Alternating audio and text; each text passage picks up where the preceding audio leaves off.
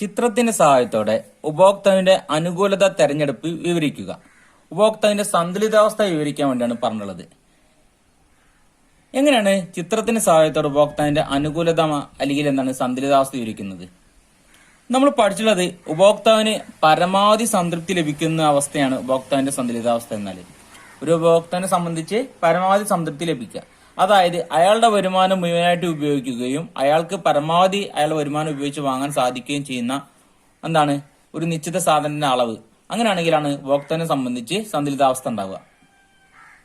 ഉപഭോക്താവിന് ഏറ്റവും കൂടുതൽ സംതൃപ്തി ലഭിക്കുന്ന അവസ്ഥയാണ് ഉപഭോക്താവിന്റെ സന്തുലിതാവസ്ഥ. നിസ്സംഗത വക്ര സമീപനം അനുസരിച്ച് ബജറ്റ് രേഖ നിസ്സംഗത വക്രത്തിൽ സ്പർശിക്കുന്ന ബിന്ദുവിലുള്ള ഉപഭോഗ ബണ്ടിലാണ് ഉപഭോക്താവിന് പരമാവധി സംതൃപ്തി ലഭിക്കുന്ന ബണ്ടിൽ.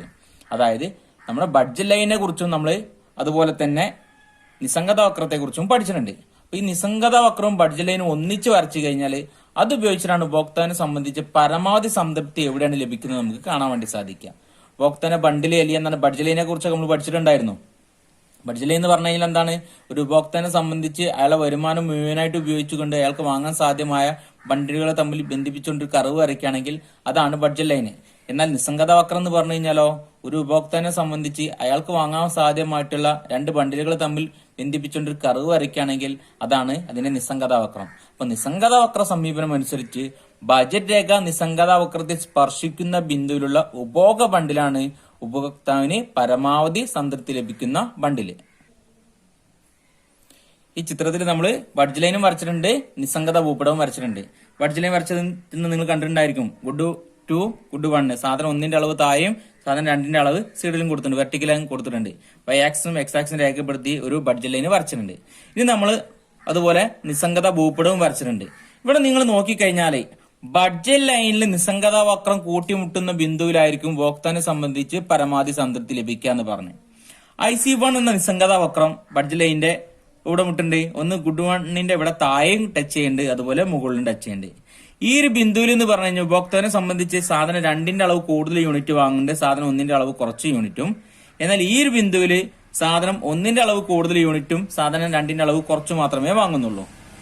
എന്നാൽ രണ്ടാമത്തെ നിസ്സംഗത വക്രം നോക്കിക്കഴിഞ്ഞാൽ കറക്റ്റ് സെന്ററിലാണ് മുട്ടുന്നത്. അതായത് സാധനം 1ന്റെ അളവും സാധനം 2ന്റെ അളവും അയാൾ ഏകദേശം ഒരേപോലെയാണ് വാങ്ങുന്നത്. എന്നാൽ IC3 എന്ന നിസ്സംഗത വക്രം നോക്കുകയാണെങ്കിൽ അവിടെ കൂട്ടിമുട്ടുന്നില്ല. അപ്പൊ നമുക്ക് മനസ്സിലാവുന്നത് അല്ലെങ്കിൽ നമുക്ക് അറിയാൻ സാധിച്ചത് നിസ്സംഗത വക്രത്തില് ബഡ്ജറ്റ് ലൈന് കൂട്ടിമുട്ടുകയും എന്നാൽ പരമാവധി സംതൃപ്തി ലഭിക്കുകയും വേണം. പരമാവധി സംതൃപ്തി ലഭിക്കുക എന്ന് പറഞ്ഞു കഴിഞ്ഞാൽ അയാളുടെ വരുമാനം മുഴുവനായിട്ട് ഉപയോഗിച്ച് വാങ്ങണം. അയാൾ വാങ്ങുകയും എന്നാൽ എന്താണ് ഏകദേശം സാധനം 2ന്റെ അളവും ഏകദേശം ഒരുപോലെ ആയിരിക്കണം. ആ ഒരു ബിന്ദുവിലായിരിക്കും ഉപഭോക്താവിനെ സംബന്ധിച്ച് പരമാവധി സംതൃപ്തി ലഭിക്കുക.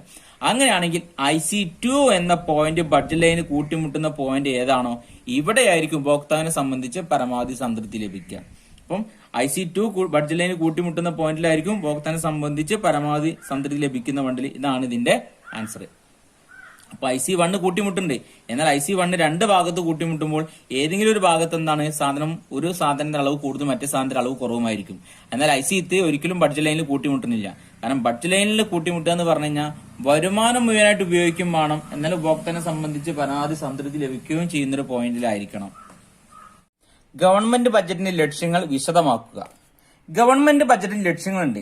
അതായത് ഗവൺമെന്റിനെ സംബന്ധിച്ച് കിട്ടുന്ന വരുമാനം ഉപയോഗിച്ചിട്ട് ഒരുപാട് കാര്യങ്ങൾ ചെയ്യാനുണ്ട്. അപ്പം എന്തെല്ലാം ലക്ഷ്യങ്ങളായിരിക്കും, അല്ലെങ്കിൽ ഗവൺമെന്റിന്റെ ബജറ്റ് കൊണ്ടുള്ള ലക്ഷ്യങ്ങൾ, അല്ലെങ്കിൽ ഗവൺമെന്റ് വരുമാനം കൊണ്ടുള്ള ലക്ഷ്യങ്ങൾ എന്തൊക്കെയായിരിക്കും? ഗവൺമെന്റ് ബജറ്റ് ലക്ഷ്യങ്ങൾ നമുക്ക് പ്രധാനമായിട്ടും 3 എണ്ണമായിട്ട് തരംതിരിക്കാം. 1 വിനിയോഗ കർത്തവ്യം അലോക്കേഷൻ ഫംഗ്ഷൻ, 2 വിതരണ കർത്തവ്യം ഡിസ്ട്രിബ്യൂഷൻ ഫംഗ്ഷന്, 3 സ്ഥിരതാ കർത്തവ്യം സ്റ്റെബിലൈസേഷൻ ഫംഗ്ഷന്. നമ്മുടെ മാക്രോ എക്കണോമിക്സിന്റെ 11ാമത്തെ ചാപ്റ്ററിലാണ് ഗവൺമെന്റിന്റെ കർത്തവ്യങ്ങളും വ്യാപ്തി എന്നുള്ളടത്ത് പഠിക്കുന്നത്. Government functions and scope. ഇവിടെ ഗവൺമെന്റിന്റെ ലക്ഷ്യങ്ങൾ അല്ലെങ്കിൽ ഗവൺമെന്റ് ബജറ്റിന് പ്രധാനമായിട്ടുള്ള 3 ലക്ഷ്യങ്ങളുണ്ട്. എക്സാമിന് 5 മാർക്കിനൊക്കെ വരുന്നൊരു ചോദ്യമാണ്. അപ്പൊ ഇത് നല്ല രീതിയിൽ വിശദീകരിക്കേണ്ടതായിട്ട് വരും. ഒന്നാമത്തത് വിനിയോഗ കർത്തവ്യം. എന്തായിരിക്കും വിനിയോഗ കർത്തവ്യം? ഈ 3 കർത്തവ്യങ്ങളും ജനങ്ങളുടെ ക്ഷേമത്തിന് വേണ്ടി ഗവൺമെന്റ് ചെയ്യുന്ന പ്രവർത്തനങ്ങളാണ്. അതായത് രാജ്യത്തിന്റെ വികസനത്തിന് വേണ്ടി, അല്ലെങ്കിൽ രാജ്യത്തിന്റെ ക്ഷേമത്തിന് വേണ്ടി, അല്ലെങ്കിൽ ജനങ്ങളുടെ ക്ഷേമത്തിന് വേണ്ടി. അതിൽ ഒന്നാമത്തെ വിനിയോഗ കർത്തവ്യം. വിനിയോഗ കർത്തവ്യത്തില് പൊതുവസ്തുക്കൾ എല്ലാവർക്കും ലഭ്യമാക്കുകയും അവയ്ക്ക് വേണ്ടി വിഭവങ്ങൾ ക്രമീകരിക്കുകയും കാര്യക്ഷമമായ രീതിയിൽ അവ വിഭജനം നടത്തുകയും ചെയ്യുന്നതാണ് വിനിയോഗ കർത്തവ്യം എന്ന് പറയുന്നത്. അതായത് രാജ്യത്തിന്റെ സമ്പദ് വ്യവസ്ഥയിലേക്ക് അല്ലെങ്കിൽ രാജ്യത്തേക്ക് ജനങ്ങൾക്ക് ആവശ്യമില്ല ജനങ്ങളുടെ ക്ഷേമത്തിന് ആവശ്യമുള്ള സാധനങ്ങൾ വിതരണം ചെയ്തു കൊടുക്കുക. എല്ലാവർക്കും തുല്യമാകുന്ന കിട്ടുന്ന രീതിയിലുള്ള വസ്തുക്കളാണ് പ്രധാനമായിട്ടും ചെയ്തു കൊടുക്കുന്നത്. അതായത് പൊതുവസ്തുക്കൾ നമ്മൾ കേട്ടിട്ടുണ്ടായിരിക്കും. റോഡുകള്, അതുപോലെ ഗവൺമെന്റ് സ്ഥാപനങ്ങള്, ഗവൺമെന്റ് സ്കൂളുകള്, ഗവൺമെന്റ് കെട്ടിടങ്ങള്, ഗവൺമെന്റ് ഹോസ്പിറ്റലുകൾ, ഇതൊക്കെ എന്താണ് ജനങ്ങളുടെ ആവശ്യങ്ങൾക്ക് വേണ്ടിയാണ് ചെയ്തു കൊടുക്കുകയാണ്. ഇതിന് നമ്മൾ പൊതു വസ്തുക്കൾ അഥവാ പബ്ലിക് ഗുഡ് എന്ന് പറയും. എക്സാമിന് 1 മാർക്കിന് ചോദ്യം, 1 മാർക്ക് 2 മാർക്കിന് ചോദ്യം വരും. എന്താണ് സ്വകാര്യ വസ്തുക്കളും പൊതു വസ്തുക്കളും? Public good and private good. അപ്പം റോഡുകൾ ഉണ്ടാക്കുക, പാർക്കുകൾ ഉണ്ടാക്കുക, പിന്നെ അതുപോലെ തന്നെ ഹോസ്പിറ്റലുകൾ ഉണ്ടാക്കുക, ഇങ്ങനത്തെ രീതിയിൽ എന്താണ് ജനങ്ങൾക്ക് ആവശ്യമായിട്ടുള്ള കാര്യങ്ങൾ വിതരണം ചെയ്തു കൊടുക്കുക. അല്ലെ, ഇതിനാണ് നമ്മൾ എന്ത് പറയാ പൊതു വസ്തുക്കൾ എന്ന് പറയുന്നത്. വിനിയോഗ കർത്തവ്യം എന്ന് പറഞ്ഞാൽ എന്താണ് ജനങ്ങളുടെ ആവശ്യത്തിനനുസരിച്ച് അല്ലെങ്കിൽ ജനങ്ങളുടെ ക്ഷേമത്തിന് വേണ്ടി ഗവൺമെന്റ് ചെയ്തു കൊടുക്കുന്നതാണ്, അല്ലെങ്കിൽ വിഭവങ്ങൾ ക്രമീകരിച്ചു കൊടുക്കുന്നതാണ്. അതിനാണ് നമ്മൾ എന്ത് പറയാ പൊതുവസ്തുക്കൾ എന്ന് പറയുന്നത്. എന്നാല് പൊതുവസ്തുക്കൾ ഉപയോഗിക്കുമ്പോൾ ഒരാൾക്ക് ഉപയോഗിച്ചു കഴിഞ്ഞാൽ മറ്റൊരാൾക്ക് എന്താണ് അത് ഒരിക്കലും ഉപയോഗിക്കാതിരിക്കാനുള്ള യാതൊരു തടസ്സമില്ല. കാരണം എല്ലാവർക്കും ഒരുപോലെ ഉപയോഗിക്കാവുന്നതാണ്.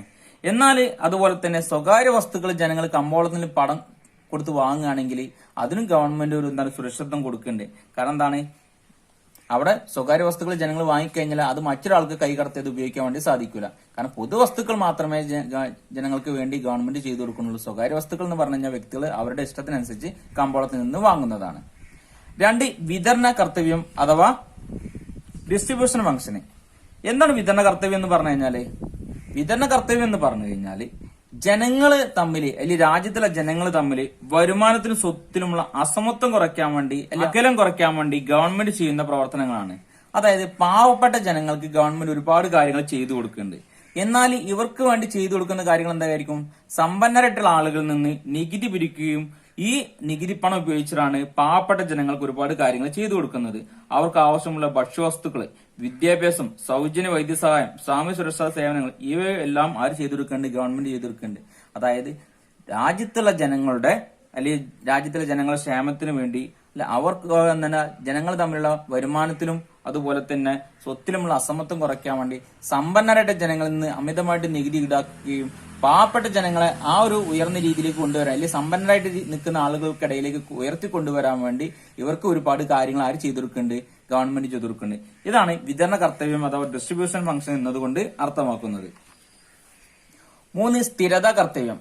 നമ്മുടെ രാജ്യത്തുള്ള ജനങ്ങൾക്ക് കമ്പോളത്തിൽ നിന്ന് ഒരുപാട് സാധനങ്ങൾ പണം കൊടുത്ത് വാങ്ങുന്നുണ്ട്. അല്ലെങ്കിൽ എന്താണ് നമ്മുടെ രാജ്യത്തിന്റെ സാമ്പത്തിക സ്ഥിതി നല്ല രീതിയിൽ മുന്നോട്ട് കൊണ്ടുപോകണം. അപ്പം അതിനുവേണ്ടി എന്താണ് വില സ്ഥിരത, സാമ്പത്തിക സ്ഥിരത എന്നിവ ആര് നോക്കണ്ടേ? ഗവൺമെന്റ് നോക്കുന്നുണ്ട്. സാധനങ്ങൾ വില അമിതമായിട്ട് വർദ്ധിക്കാതെയും എന്നാൽ നേരെ മറിച്ച് തീരെ കുറയാതെയും ഒക്കെ ഉള്ള പ്രവർത്തനം ആര് ചെയ്യുന്നുണ്ടെന്ന് പറഞ്ഞാൽ ഗവൺമെന്റ് ചെയ്യുന്നുണ്ട്. അപ്പം ഗവൺമെന്റ് എന്താണ് രാജ്യത്തിന്റെ സമ്പദ് വ്യവസ്ഥയുടെ വളർച്ചയ്ക്ക് വേണ്ടിയും അല്ലെങ്കിൽ വികാസത്തിന് വേണ്ടിയും ഒരുപാട് കാര്യങ്ങൾ ചെയ്യേണ്ടത്. വില സ്ഥിരത, സാമ്പത്തിക സ്ഥിരത ആര് ഉറപ്പുവരുത്തുന്നുണ്ട്? ഗവൺമെന്റ് ഉറപ്പുവരുത്തുന്നുണ്ട്. അപ്പം സാധനങ്ങളെ വില അമിതമായിട്ട് വർദ്ധിച്ചു കഴിഞ്ഞാൽ അത് പാവപ്പെട്ട ജനങ്ങളെ വളരെ ദോഷമായിട്ട് ബാധിക്കും. എന്നാൽ നല്ല രീതിയിൽ കുറഞ്ഞു കഴിഞ്ഞാൽ ഉൽപാദകരെയും ബാധിക്കാറുണ്ട്. അപ്പം എല്ലാവരും നല്ല രീതിയിൽ മുന്നോട്ട് കൊണ്ടുപോകാൻ വേണ്ടി ആര് ശ്രമിക്കും? ഗവൺമെന്റ് ശ്രമിക്കും. അതുപോലെ സാമ്പത്തിക സ്ഥിരത നിലനിർത്തുന്നതിന് വേണ്ടിയും ഗവൺമെന്റ് ഒരുപാട് കാര്യങ്ങൾ ചെയ്യുന്നുണ്ട്. RBIയുടെ പ്രവർത്തനങ്ങൾ വിശദീകരിക്കുക. എക്സാമിന് 5 മാർക്കിന് അല്ലെങ്കിൽ 8 മാർക്കിന് വരാൻ സാധ്യതയുള്ള ഒരു പ്രധാനമായിട്ടുള്ള ചോദ്യമാണ് functions of RBI. Reserve bank of India അല്ലെങ്കിൽ റിസർവ് ബാങ്കിന്റെ പ്രവർത്തനങ്ങൾ അല്ലെങ്കിൽ സെൻട്രൽ ബാങ്കിന്റെ പ്രവർത്തനങ്ങൾ എക്സാമിന് ആവർത്തിച്ച് ചോദിക്കുന്ന ഒരു പ്രധാനമായിട്ടുള്ള ചോദ്യമാണ്. അപ്പം റിസർവ് ബാങ്കിന് അല്ലെങ്കിൽ സെൻട്രൽ ബാങ്കിന് നമ്മുടെ രാജ്യത്ത് ഒരുപാട് പ്രവർത്തനങ്ങൾ ചെയ്യാറുണ്ട്. 1935 RBI നിലവിൽ വന്നത്. ഓരോ രാജ്യത്തിനും ഓരോ സെൻട്രൽ ബാങ്ക് ഉണ്ട്. അപ്പൊ നമ്മുടെ രാജ്യത്തിന്റെ സെൻട്രൽ ബാങ്കാണ് റിസർവ് ബാങ്ക് ഓഫ് ഇന്ത്യ അഥവാ RBI എന്ന പേരിൽ അറിയപ്പെടുന്നത്. 1935 RBI രൂപം കൊണ്ടുള്ളത്. എക്സാമിന് 2 മാർക്കിനോ 3 മാർക്കിനോ ചോദിക്കുകയാണെങ്കിൽ ഈ പ്രധാനമായിട്ട് 8 പോയിന്റുകൾ മാത്രം എഴുതിയാൽ മതി. എന്നാൽ 5 മാർക്കിനോ അല്ലെങ്കിൽ 8 മാർക്കിനൊക്കെ ചോദ്യം വരികയാണെങ്കിൽ ഇത് ഓരോന്നും നമ്മൾ വിശദീകരിച്ച് എഴുതേണ്ടതായിട്ടുണ്ട്. അതിൽ ഒന്നാമത്താണ് നോട്ട് ഇറക്കൽ അല്ലെങ്കിൽ നോട്ട് അച്ചടിച്ചിറക്കുക, ഇഷ്യൂ ഓഫ് കറൻസി. കേന്ദ്ര ബാങ്കാണ് കറൻസിയുടെ അതോറിറ്റി അല്ലെങ്കിൽ കറൻസി അച്ചടിച്ചിറക്കുന്നത്. നോട്ട് അച്ചടിക്കുന്നതിനും ഇറക്കുന്നതിനുള്ള പൂർണ്ണ അധികാരം കേന്ദ്ര ബാങ്ക് നിക്ഷിപ്തമാണ്. ഇന്ത്യയിൽ 1 രൂപ നോട്ട് ഒഴികെയുള്ള മുഴുവൻ കറൻസിയും അച്ചടിക്കുന്നത് RBI ആണ്. എന്നാൽ 1 രൂപ നോട്ടും കോയിനും അച്ചടിച്ചിറക്കാനുള്ള അധികാരം ആർക്കായിരിക്കും? Government finance ഡിപ്പാർട്ട്മെന്റിനാണ്. 2 ബാങ്കുകളുടെ ബാങ്ക് അഥവാ ബാങ്കേഴ്സ് ബാങ്ക് എന്ന് പറയും. സെൻട്രൽ ബാങ്കാണ് വാണിജ്യ ബാങ്കുകളുടെ ബാങ്കായിട്ട് പ്രവർത്തിക്കുന്നത്. വാണിജ്യ ബാങ്കുകളെയും മറ്റ് ധനകാര്യ സ്ഥാപനങ്ങളെയും നിയന്ത്രിക്കുന്നത് ആരാണ്? കേന്ദ്ര ബാങ്ക് അഥവാ RBI ആണ്. അത്യാവശ്യ ഘട്ടങ്ങളിൽ വാണിജ്യ ബാങ്കുകളെ സഹായിക്കുന്നത് കേന്ദ്ര ബാങ്കാണ്. ഈ കാരണങ്ങൾ കൊണ്ട് കേന്ദ്ര ബാങ്കിനെ ബാങ്കുകളുടെ ബാങ്ക് എന്ന് വിളിക്കുന്നത് ഇവർക്ക് ആവശ്യമുള്ള സാമ്പത്തിക സഹായങ്ങളും അല്ലെങ്കിൽ ഇവർക്കിടയിലുള്ള പ്രശ്നങ്ങളും മറ്റൊക്കെ തീർക്കുന്നത് ആരാണ്? RBI ആണ്. ഗവൺമെന്റിന്റെ ബാങ്കർ സെൻട്രൽ ബാങ്കാണ്. ഗവൺമെന്റിന് എല്ലാ ബാങ്കിങ് ബിസിനസ്സും സെൻട്രൽ ബാങ്കാണ് നിർവഹിക്കുന്നത്. അതായത് നമ്മുടെ രാജ്യത്തിന് അല്ലെങ്കിൽ ഗവൺമെന്റിന് വേണ്ടി പണം വാങ്ങുന്നതും അതുപോലെ പണം കൊടുക്കുന്നതൊക്കെ ആര് തന്നെയാണ്? നമ്മുടെ RBI ആണ്, അഥവാ സെൻട്രൽ ബാങ്കാണ്. ഗവൺമെന്റിന്റെ ഏജന്റായും അല്ലെങ്കിൽ പണസംബന്ധമായിട്ടുള്ള കാര്യങ്ങളിൽ ഗവൺമെന്റ് ഉപദേശകനായിട്ടും ആര് പ്രവർത്തിക്കേണ്ടത്? സെൻട്രൽ ബാങ്ക് പ്രവർത്തിക്കേണ്ടത്. അടുത്തത് നാലാമത് പണപ്രദാനത്തിന്റെ നിയന്ത്രകൻ, കൺട്രോൾ ഓഫ് മണി സപ്ലൈ. സമ്പദ് വ്യവസ്ഥയിലെ പണപ്രദാനത്തിന്റെയും വായ്പയുടെയും മൊത്തം വലിപ്പം നിയന്ത്രിക്കുന്നത് കേന്ദ്ര ബാങ്കാണ്. ബാങ്ക് റേറ്റ്, കരുതൽ ധനാനുപാതം തുടങ്ങിയവയിൽ മാറ്റം വരുത്തിക്കൊണ്ട് പണത്തിന്റെ പ്രദാനം നിയന്ത്രിച്ചുകൊണ്ട് സാമ്പത്തിക സ്ഥിരത ഉറപ്പുവരുത്തുന്നുണ്ട് ആര്? Reserve bank. അതായത് സമ്പദ് വ്യവസ്ഥയിൽ പണത്തിന്റെ അളവ് കൂടുകയും കുറയുകയൊക്കെ ചെയ്യുമ്പോൾ അത് നിയന്ത്രിക്കാൻ വേണ്ടി ആര് ശ്രമിക്കുന്നുണ്ട്? റിസർവ് ബാങ്ക് ശ്രമിക്കുന്നുണ്ട്. സമ്പദ് വ്യവസ്ഥയിൽ ഇൻഫ്ലേഷൻ ഉണ്ടാവുന്ന സമയത്ത്, പണപ്പെരുപ്പം ഉണ്ടാവുന്ന സമയത്ത് അത് കുറയ്ക്കാൻ വേണ്ടി ഒരുപാട് കാര്യങ്ങൾ ചെയ്യേണ്ടത്. ഡിഫ്ലേഷൻ ഉണ്ടാവുന്ന സമയത്ത്, പണ ചുരുക്കം ഉണ്ടാവുന്ന സമയത്ത് പണത്തിന് അളവ് കൂട്ടാൻ വേണ്ടി ഒരുപാട് കാര്യങ്ങൾ ആര് ചെയ്യേണ്ടതെന്നാണ് പറഞ്ഞത്? റിസർവ് ബാങ്ക് ചെയ്യേണ്ടത്. വിദേശ നാണയത്തിന്റെ സൂക്ഷിപ്പുകാരൻ, നമ്മുടെ രാജ്യത്തേക്ക് എത്തുന്ന വിദേശ കറൻസികൾ സൂക്ഷിക്കുന്ന ആരാണ്? റിസർവ് ബാങ്കാണ്. ഇപ്പൊ നമ്മുടെ ബന്ധുക്കൾ വിദേശ രാജ്യങ്ങളിൽ നിന്ന് നമുക്ക് പണം അയച്ചു തരാറുണ്ട്. എന്നാൽ ആ പണം നേരിട്ട് നമ്മുടെ നാട്ടിലെ ബാങ്കുകളിലേക്ക് എത്തുകയും എന്നാൽ നമ്മുടെ നാട്ടിലെ ബാങ്കുകൾ എന്ത് ചെയ്യും? അത് റിസർവ് ബാങ്കിനെ ഏൽപ്പിച്ച് അതിന് പകരമായിട്ടുള്ള പൈസയാണ് നമുക്ക് വാങ്ങിത്തരുന്നത്. രാജ്യത്തിന്റെ വിദേശ നാണയത്തിന്റെ കരുതൽ ശേഖരത്തിന് സൂക്ഷിപ്പുകാരൻ സെൻട്രൽ ബാങ്കാണ്. കൂടാതെ രാജ്യത്തിന്റെ സ്വർണത്തിന്റെ കരുതൽ ശേഖരവും സെൻട്രൽ ബാങ്കാണ് സൂക്ഷിക്കുന്നത്. ആപൽഘട്ടത്തിൽ വായ്പ നൽകുന്നവൻ, നമ്മുടെ രാജ്യത്തുള്ള വാണിജ്യ ബാങ്കുകൾക്ക് ഏതെങ്കിലും സാമ്പത്തികമായിട്ട് പ്രശ്നങ്ങൾ നേരിടുമ്പോൾ അവരെ സഹായിക്കുന്നതും ആര് തന്നെയാണ്? റിസർവ് ബാങ്കാണ്. ഇവർക്ക് വായ്പയും മറ്റും കൊടുത്തിട്ട് അവരെ സഹായിക്കും. ദേശീയ തലത്തിൽ ഇടപാട് തീർക്കുന്നവൻ, വാണിജ്യ ബാങ്കുകൾ ഉണ്ടാകുന്ന പരസ്പരം പ്രശ്നങ്ങളെ ഇതൊക്കെ ഒത്തീർപ്പാക്കുന്നത് അല്ലെങ്കിൽ അവർക്കിടയിൽ ക്ലിയർ അവസ്ഥയായിട്ട് ആര് പ്രവർത്തിക്കുന്നുണ്ട്? റിസർവ് ബാങ്ക് പ്രവർത്തിക്കുന്നുണ്ട്. റിപ്പോർട്ടുകളുടെ പ്രസിദ്ധീകരണം, സെൻട്രൽ ബാങ്കിന്റെ മറ്റൊരു പ്രധാന ധർമ്മം ബാങ്കിംഗ്, കറൻസി, ഫൈനാൻസ്, സ്ഥൂല സമ്പദ് വ്യവസ്ഥ എന്നിവ സംബന്ധിച്ച റിപ്പോർട്ടുകളുടെ പ്രസിദ്ധീകരണം. ധനപരവും സാമ്പത്തികപരവുമായിട്ട് പ്രധാന സൂചകങ്ങളുടെ റിപ്പോർട്ടുകൾ ഇന്ത്യയിൽ റിസർവ് ബാങ്ക് ഇടയ്ക്കിടയ്ക്ക് പ്രസിദ്ധീകരിക്കാറുണ്ട്. അപ്പൊ റിസർവ് ബാങ്കിന്റെ പ്രവർത്തനങ്ങൾ നമ്മൾ പറഞ്ഞു കഴിഞ്ഞു. ഏതൊക്കെയാണെന്ന് എല്ലാവർക്കും മനസ്സിലായിട്ടുണ്ടാവും. എക്സാമിന് ആവർത്തിച്ച് ചോദിക്കുന്ന ഒരു ചോദ്യമാണിത്. ഇപ്പൊ നമ്മള് RBIയുടെ പ്രവർത്തനങ്ങളും അത് ഓരോന്നും നമ്മൾ വിശദീകരിച്ച് പറഞ്ഞിട്ടുണ്ട്. നമ്മുടെ മാക്രോ എക്കണോമിക്സിന്റെ 9ാമത്തെ ചാപ്റ്ററിൽ മണി ആൻഡ് ബാങ്കിങ്ങിലാണ് റിസർവ് ബാങ്കിന്റെ പ്രവർത്തനങ്ങൾ പഠിക്കുന്നത്. എക്സാമിന് എന്തായാലും ഒരു ചോദ്യം നമുക്ക് പ്രതീക്ഷിക്കാവുന്നതാണ്. വാണിജ്യ ബാങ്കിന്റെ പ്രവർത്തനങ്ങൾ, ഫങ്ഷൻസ് ഓഫ് കൊമേഴ്ഷ്യൽ ബാങ്ക്. എന്തൊക്കെയായിരിക്കും വാണിജ്യ ബാങ്കിന്റെ പ്രവർത്തനങ്ങൾ? വാണിജ്യ ബാങ്കിനെ കുറിച്ച് കേട്ടിട്ടുണ്ടായിരിക്കും നിങ്ങൾ. നിങ്ങളുടെ നാട്ടിലൊക്കെ വാണിജ്യ ബാങ്കുകളുണ്ട്. നമ്മുടെ നാട്ടിൽ കാണപ്പെടുന്ന അധികേറും ബാങ്കുകൾ എന്ത് തന്നെയാണ്? കൊമേഴ്ഷ്യൽ ബാങ്ക് അല്ലെങ്കിൽ വാണിജ്യ ബാങ്കുകളാണ്.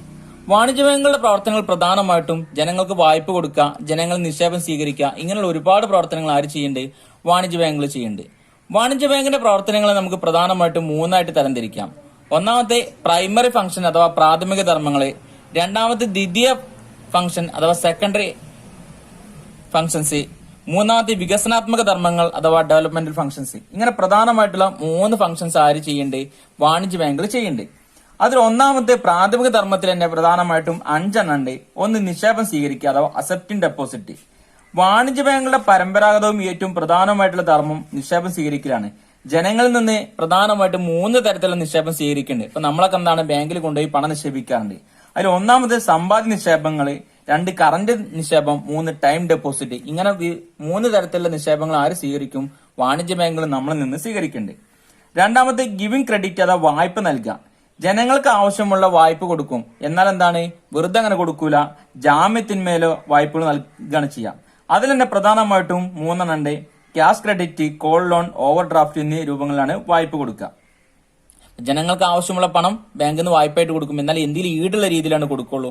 ഒന്നുകിലും ഒന്ന് പണ്ടം അല്ലെങ്കിൽ സ്വർണം പണയം വെച്ചിട്ടോ അല്ലെങ്കിൽ എന്താണ് മറ്റു ആൾ ജാമ്യത്തിന്മേലോ അല്ലെങ്കിൽ എന്താണ് മറ്റെന്തെങ്കിലും ഘടകങ്ങളിൽ ജാമ്യത്തിന്മേലാണ് ഇവർക്ക് വായ്പ കൊടുക്കുക. ഈ വായ്പ തന്നെ കൊടുക്കുന്നത് പ്രധാനമായിട്ട് 3 എന്ന് പറഞ്ഞ cash credit, call loan, overdraft. 3 bill of exchange കീച്ചു കൊടുക്കൽ. ബിൽ ഓഫ് എക്സ്ചേഞ്ച് കൈവശമുള്ള ഒരാൾക്ക് പണം ആവശ്യമാണെങ്കിൽ അതുകൊണ്ട് അയാൾക്ക് വാണിജ്യ ബാങ്കിനെ സമീപിച്ചു കഴിഞ്ഞാൽ വാണിജ്യ ബാങ്ക് അത് ബിൽ ഓഫ് എക്സ്ചേഞ്ച് ചെയ്ത് ഡിസ്കൗണ്ട് ചെയ്ത് പണം കൊടുക്കും. 4 വായ്പ സൃഷ്ടിക്കൽ, ക്രെഡിറ്റ് ക്രിയേഷന്. ഒരാൾക്ക് വായ്പ ആവശ്യമുള്ള ഒരാൾ ബാങ്കിലേക്ക് ചെന്ന് കഴിഞ്ഞാൽ ബാങ്കുകൾ എന്ത് ചെയ്യും? ഓൾക്ക് വേണ്ടി വായ്പ ഉണ്ടാക്കും. അയാൾ ബാങ്കിൽ ചെന്ന് വായ്പ ചോദിക്കുകയാണെന്നുണ്ടെങ്കിൽ തക്കതായ ജാമ്യത്തിന് വായ്പ അനുവദിക്കുന്നുണ്ട്. എന്നാൽ നേരെ മറിച്ച് വായ്പ തുക നേരിട്ട് അയാളെ കയ്യിൽ കൊടുക്കൂല. പകരം എന്ത് ചെയ്യും, അയാളുടെ പേരിൽ അവിടെ ഒരു അക്കൗണ്ട് ഉണ്ടാക്കിയിട്ട് അക്കൗണ്ടിൽ നിക്ഷേപിക്കുകയാണ് ചെയ്യുക. എന്നിട്ട് അയാൾക്ക് എന്താണ് ആവശ്യമുള്ളതിനനുസരിച്ച് അയാൾക്ക് വായ്പ എടുക്കാവുന്നതാണ്. 5 നിക്ഷേപം അഥവാ ഇൻവെസ്റ്റ്മെന്റ്. വായ്പകൾ നൽകി കഴിഞ്ഞാൽ ബാങ്കിൽ മിച്ചധനം ഉണ്ടാകും. ഈ മിച്ചധനം നിക്ഷേപിക്കുന്നു. ബാങ്കുകൾ അവരുടെ ഫണ്ടിന്റെ ഒരു ഭാഗം അംഗീകൃത സെക്യൂരിറ്റിയിൽ നിക്ഷേപിക്കണമെന്ന് നിയമമുണ്ട്. അംഗീകൃത സെക്യൂരിറ്റികൾ ഏതൊക്കെയാണ് നിങ്ങൾ പഠിച്ചിട്ടുണ്ടായിരിക്കും, നമ്മളൊരു മുമ്പുള്ള വീഡിയോസിലൊക്കെ പറഞ്ഞിട്ടുണ്ട്. അടുത്തത് സെക്കൻഡറി ഫംഗ്ഷൻ അഥവാ ദ്വിതീയ ധർമ്മങ്ങള്. ഈ ദ്വിതീയ ധർമ്മങ്ങൾ പ്രധാനമായിട്ട് 2 ഉണ്ട്. ഒന്ന് ഏജൻസി ഫംഗ്ഷൻ എന്നും മറ്റൊന്ന് പലവക ധർമ്മങ്ങൾ മിസിലേനിയസ് ഫംഗ്ഷൻ എന്നുണ്ട്. അതിൽ ഏജൻസി ധർമ്മങ്ങൾ എന്ന് പറഞ്ഞു കഴിഞ്ഞാൽ ഇടപാടുകാരുടെ ഏജന്റ് ആയിട്ടാണ് ഇവിടെ ബാങ്ക് പ്രവർത്തിക്കുന്നത്. അതായത് ധനമാറ്റം, പൈസ ട്രാൻസ്ഫർ ചെയ്യാൻ വേണ്ടി, ധനം പിരിച്ചെടുക്കാൻ വേണ്ടി, ഓഹരികൾക്കുള്ള ഡിവിഡന്റ്, ബില്ലുകൾക്കുള്ള പണം അടയ്ക്കുക, മരണപത്ര വ്യവസ്ഥകൾ ചെയ്യുക. ഇങ്ങനത്തെ രീതിയിലൊക്കെ ഏജന്റ് ആയിട്ട് ആര് പ്രവർത്തിക്കും, ജനങ്ങൾക്കിടയിൽ ബാങ്ക് പ്രവർത്തിക്കുകയാണ് ചെയ്യുക അല്ലെ. പണം ഒരു സ്ഥലങ്ങളിൽ നിന്ന് മറ്റു സ്ഥലത്തേക്ക് ട്രാൻസ്ഫർ ചെയ്ത് കൊടുക്കുക. പിന്നെന്താണ്, ബാങ്കുകൾക്ക് വേണ്ടി അല്ലെങ്കിൽ ചെക്ക് ഡ്രാഫ്റ്റ് തുടങ്ങിയ കരുക്കളുമായി ധനം പിരിച്ചെടുക്കുക. പിന്നെ ഓഹരികൾക്കുള്ള ഡിവിഡന്റ് അല്ലെങ്കിൽ കടപത്രങ്ങൾക്കുള്ള പലിശ എന്നിവ പിരിച്ചെടുക്കുക, ബില്ലുകൾക്ക് അടക്കുക, മരണപത്ര വ്യവസ്ഥകൾ നടപ്പിലാക്കുക. ഇങ്ങനത്തെ രീതിയിൽ ഒരു ഏജന്റ് ആയിട്ട് പ്രവർത്തിക്കും. അതേപോലെ തന്നെ പലവക ധർമ്മങ്ങൾ അഥവാ മിസിലേനിയസ് ഫംഗ്ഷൻ എന്ന് പറഞ്ഞു കഴിഞ്ഞാൽ വിദേശ നാണയം വാങ്ങലും വിൽക്കലും, ട്രാവലേഴ്സ് ചെക്ക്, ഗിഫ്റ്റ് ചെക്ക് തുടങ്ങിയവ പുറപ്പെടുവിക്കുക, അമൂല്യ വസ്തുക്കൾ സുരക്ഷിതമായിട്ട് സൂക്ഷിക്കുക, ലെറ്റേഴ്സ് ഓഫ് ക്രെഡിറ്റ് പുറപ്പെടുവിക്കുക, ATM card, credit card, debit card എന്നിവ നൽകല്, പബ്ലിഷ് നടത്തുമ്പോൾ ഓഹരി പോലുള്ള ഫിനാൻസ് സെക്യൂരിറ്റികളുടെ underwriting, tele banking, internet banking, ഇങ്ങനത്തെ പ്രവർത്തനങ്ങളൊക്കെ ആര് ചെയ്യുന്നുണ്ട്, കൊമേഴ്ഷ്യൽ ബാങ്ക് അല്ലെങ്കിൽ വാണിജ്യ ബാങ്കിൽ ചെയ്യുന്നുണ്ട്. വികസന ധർമ്മങ്ങൾ എന്ന് പറഞ്ഞു കഴിഞ്ഞാല് മൂന്നാമത്തെ വികസന ധർമ്മങ്ങൾ അഥവാ ഡെവലപ്മെന്റ് ഫംഗ്ഷൻ. ദുർബല വിഭാഗങ്ങൾക്ക് കുറഞ്ഞ പലിശ നിരക്കിൽ വായ്പ കൊടുക്കുക, തൊഴിൽ ചെയ്തവർക്ക് തൊഴിൽ കണ്ടെത്താൻ വായ്പ കൊടുക്കുക, ഗ്രാമീണ വികസനത്തിന് വായ്പ കൊടുക്കുക. ഇങ്ങനെയുള്ള പ്രവർത്തനങ്ങൾക്ക് ആര് ചെയ്യേണ്ടതെന്നാണ് പറഞ്ഞത്, വാണിജ്യ ബാങ്കുകൾ ചെയ്യേണ്ടത്. എക്സാമിന് എന്തായാലും ചോദ്യം നിങ്ങൾക്ക് പ്രതീക്ഷിക്കാവുന്നതാണ്. നോട്ടും കാര്യങ്ങളൊക്കെ വേണമെന്നുണ്ടെങ്കിൽ ഇതില് 9ാമത്തെ ചാപ്റ്ററുള്ള ഭാഗമാണ് നമ്മൾ പണവും ബാങ്കിങ്, മണി ബാങ്കിങ്ങിലാണ് നമ്മൾ സെൻട്രൽ ബാങ്കിനെ കുറിച്ചും കൊമേഴ്ഷ്യൽ ബാങ്കിനെ കുറിച്ചൊക്കെ പഠിക്കുന്നത്. അത് നോക്കിക്കഴിഞ്ഞാൽ നിങ്ങൾക്ക് പോയിന്റുകളൊക്കെ ശരിക്കും നല്ല രീതിയിൽ നോക്കിയെടുക്കാൻ വേണ്ടി സാധിക്കും. പണപ്രധാനത്തെ നിയന്ത്രിക്കുന്നത്. നമ്മുടെ രാജ്യത്തെ സമ്പദ് വ്യവസ്ഥയിൽ പണത്തിന്റെ അളവ് നിയന്ത്രിക്കാൻ വേണ്ടി റിസർവ് ബാങ്ക് ഒരുപാട് പ്രവർത്തനങ്ങൾ ചെയ്യുന്നുണ്ട്. അതാണ് ഇവിടെ പറഞ്ഞുള്ളത്. പണപ്രധാനത്തെ നിയന്ത്രിക്കാൻ വേണ്ടി റിസർവ് ബാങ്ക് ചെയ്യുന്ന പ്രവർത്തനങ്ങൾ ഏതൊക്കെയാണ്, അല്ലെങ്കിൽ RBI ചെയ്യുന്ന പ്രവർത്തനങ്ങൾ ഏതൊക്കെയാണെന്നാണ് ചോദിച്ചിട്ടുള്ളത്. അപ്പം സമ്പദ് വ്യവസ്ഥയിൽ പണത്തിന് അളവ് നിയന്ത്രിക്കുക, അതായത് പണച്ചുരുക്കം ഉണ്ടാവുന്ന സമയത്ത്, പണത്തിന് അളവ് കുറയുന്ന സമയത്ത് അത് കൂട്ടാൻ വേണ്ടിയും, സമ്പദ് വ്യവസ്ഥയിൽ പണത്തിന് അളവ് കൂടുന്ന സമയത്ത് അത് കുറക്കാൻ വേണ്ടിയും ആര് ചെയ്യേണ്ടത്, റിസർവ് ബാങ്ക് ഒരുപാട് പ്രവർത്തനങ്ങൾ ചെയ്യേണ്ടത്. അപ്പം അത് ഏതാണെന്നാണ് ചോദിച്ചുള്ളത്. അപ്പൊ പ്രധാനമായിട്ട് 3 ഉണ്ട്.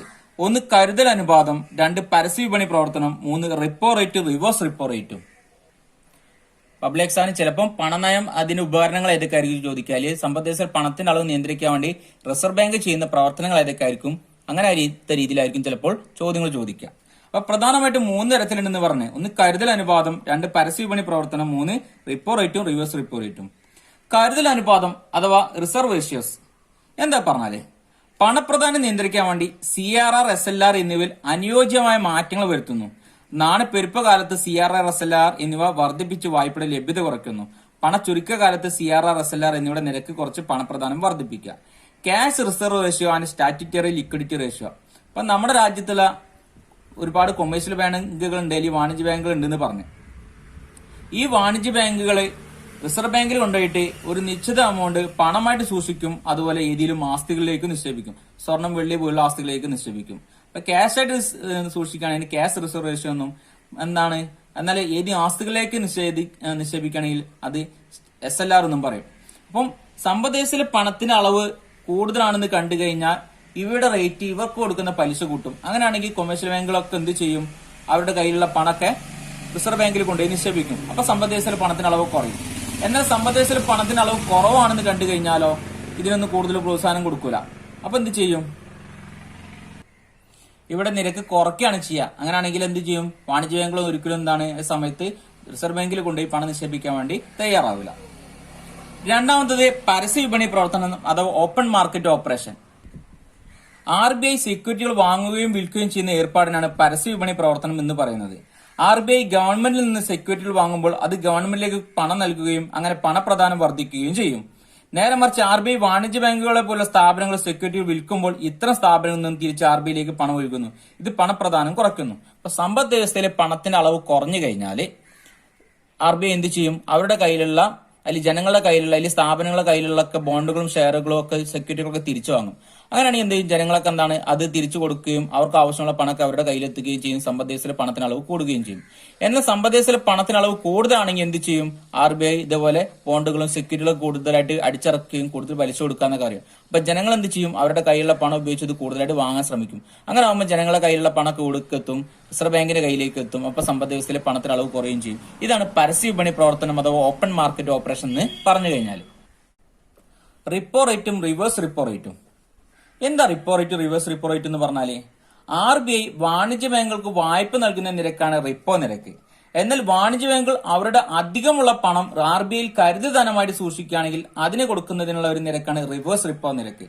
ഇപ്പൊ നമ്മളൊക്കെ എന്താണ്, നമ്മളെ കയ്യിലുള്ള പൈസ എന്താണ്, നമുക്ക് ആവശ്യമുള്ള ഉണ്ടാവുന്ന സമയത്ത് എന്താണ് ബാങ്കിൽ കൊണ്ടുപോയിട്ട് വായ്പ എടുക്കും അല്ലെ. അതുപോലെ തന്നെ നമ്മളെ കയ്യിൽ അധികമുള്ള പണം ഉണ്ടെങ്കിൽ നമ്മൾ ബാങ്കിൽ കൊണ്ടുപോയി നിക്ഷേപിക്കുകയും ചെയ്യും. അതേപോലെ വാണിജ്യ ബാങ്കുകൾ എന്ത് ചെയ്യും, അവർക്ക് ആവശ്യമുള്ളപ്പോൾ റിസർവ് ബാങ്കിൽ കൊണ്ടുപോയി റിസർവ് ബാങ്കിൽ നിന്ന് പണം വായ്പ വാങ്ങുകയാണെങ്കിൽ അപ്പം റിസർവ് ബാങ്ക് അവരിൽ നിന്നൊരു നിശ്ചിത പലിശ ഈടാക്കും. അതിനെ റിപ്പോ നിരക്ക് എന്ന് പറയാം. എന്നാൽ ഇവരുടെ കയ്യിലുള്ള പണം അവിടെ ഡെപ്പോസിറ്റ് ആയിട്ട് നിക്ഷേപിക്കുകയാണ്, അതിന് അവർക്ക് കിട്ടുന്ന പലിശയാണ് റിവേഴ്സ് റിപ്പോ എന്ന് പറഞ്ഞാൽ. അപ്പൊ സമ്പദ് വ്യവസ്ഥയിലെ പണത്തിന് അളവ് കൂടിക്കഴിഞ്ഞാൽ അല്ലെങ്കിൽ സാമ്പത്തികാഭിവൃദ്ധി ഉണ്ടാവുന്ന സമയത്ത് സെൻട്രൽ ബാങ്ക് റിപ്പോ നിരക്ക് ഉയർത്തും. അപ്പം അതിന്റെ പലിശ നിരക്ക് കൂട്ടിക്കഴിഞ്ഞാൽ നമ്മുടെ നാട്ടിലുള്ള വാണിജ്യ ബാങ്കുകളൊന്നും പോയിട്ട് റിസർവ് ബാങ്കിൽ കൊണ്ടുപോയി വായ്പ വാങ്ങാൻ വേണ്ടി തയ്യാറാവില്ല. എന്നാൽ സമ്പദ് വ്യവസ്ഥയിലെ പണപ്രദാനം വായ്പയും കുറയുകയാണെന്ന സമയത്ത് അവരെന്ത് ചെയ്യും, RBI റിപ്പോ നിരക്ക് കുറയ്ക്കും. കാരണം അവർക്ക് കൊടുക്കുന്ന വായ്പയുടെ പലിശ നിരക്ക് കുറയ്ക്കുകയാണ് ചെയ്യുക. അപ്പൊ എന്ത് ചെയ്യും, വാണിജ്യ ബാങ്കുകളും റിസർവ് ബാങ്കിൽ കൊണ്ടുപോയിട്ട് കൂടുതലായിട്ട് പണം വായ്പ വാങ്ങാൻ വേണ്ടി തയ്യാറാക്കും. അപ്പൊ റിപ്പോ നിരക്കും റിവേഴ്സ് റിപ്പോ നിരക്കും നിങ്ങൾ മനസ്സിലായിട്ടുണ്ടായിരിക്കും. റിപ്പോ നിരക്ക് എന്ന് പറഞ്ഞാൽ RBI വാണിജ്യ ബാങ്കുകൾക്ക് വായ്പ കൊടുക്കുമ്പോൾ അവരിൽ നിന്ന് ഈടാക്കുന്ന പലിശക്കാണ് റിപ്പോ നിരക്ക് എന്ന് പറയുന്നത്. എന്നാൽ റിവേഴ്സ് റിപ്പോ എന്ന് പറഞ്ഞു കഴിഞ്ഞാലോ, വാണിജ്യ ബാങ്കിൽ റിസർവ് ബാങ്കിൽ കൊണ്ടുപോയി പണം നിക്ഷേപിക്കുമ്പോൾ അവർക്ക് അതിന് പലിശ കൊടുക്കുകയാണ്. അതിനെന്ത് പറയാ, റിവേഴ്സ് റിപ്പോ എന്ന് പറയുന്നത്.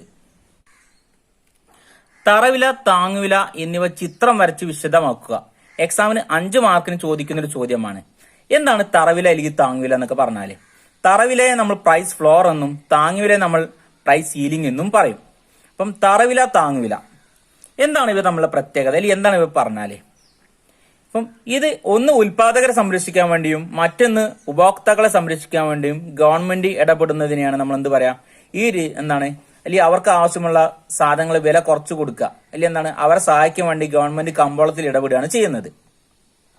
ഒന്നാമത് പ്രൈസ് ഫ്ലോർ അഥവാ തറവില. ഉപഭോക്താക്കളുടെ താല്പര്യം സംരക്ഷിക്കുന്നതിന് വേണ്ടി സാധനങ്ങൾക്കും സേവനങ്ങൾക്കും ഗവൺമെന്റ് നിശ്ചയിക്കുന്ന പരമാവധി വിലയാണ് വിലപരിധി. അതായത് ഇവിടെ ഉപഭോക്താക്കളെ സംരക്ഷിക്കാൻ വേണ്ടിയാണ് ഗവൺമെന്റ് കമ്പോളത്തിൽ ഇടപെടുക. ഇപ്പോൾ നമ്മുടെ മാർക്കറ്റിൽ അല്ലെങ്കിൽ നമ്മുടെ കമ്പോളത്തിൽ കടയിലൊക്കെ ഒരു നിശ്ചിത അല്ലെങ്കിൽ അത്യാവശ്യമുള്ള സാധനങ്ങളുടെ വില ഉയർന്ന വിലയാണെങ്കിൽ പാവപ്പെട്ട ജനങ്ങളെ സംബന്ധിച്ച് അത് വാങ്ങാൻ സാധിക്കില്ല. എന്നാൽ അവർക്ക് അത്യാവശ്യമുള്ള സാധനം കിട്ടുകയും നല്ല രീതിയിൽ ജീവിക്കാനും കഴിയണം. അങ്ങനെ ആകുമ്പോൾ അവരെ സഹായിക്കാൻ വേണ്ടി ഗവൺമെന്റ് കമ്പോളത്തിൽ ഇടപെടുകയും അവർക്ക് ആവശ്യമുള്ള സാധനങ്ങളും സേവനങ്ങളും അല്ലെങ്കിൽ അത്യാവശ്യമുള്ള സാധനങ്ങൾ വില കുറച്ചു കൊടുക്കുകയാണ് ചെയ്യുന്നത്. കമ്പോള വിലയേക്കാൾ കുറഞ്ഞ വിലക്കാണ് അവർക്ക് ആവശ്യമുള്ള സാധനങ്ങൾ വിതരണം ചെയ്യുന്നത്. വില പരിധി എപ്പോഴും ചോദന പ്രധാന ശക്തികൾ ചേർന്ന് നിർണ്ണയിക്കുന്ന കമ്പോള വിലയേക്കാൾ കുറവായിരിക്കും. അതായത് കമ്പോളത്തിലുള്ള വില അല്ലെങ്കിൽ മാർക്കറ്റിലുള്ള വിലയേക്കാൾ കുറവായിരിക്കും. അത്യാവശ്യമുള്ള സാധനങ്ങളാണ് ആര് വിതരണം ചെയ്യുന്നത്, ഗവൺമെന്റ് വിതരണം ചെയ്തു കൊടുക്കുന്നത്.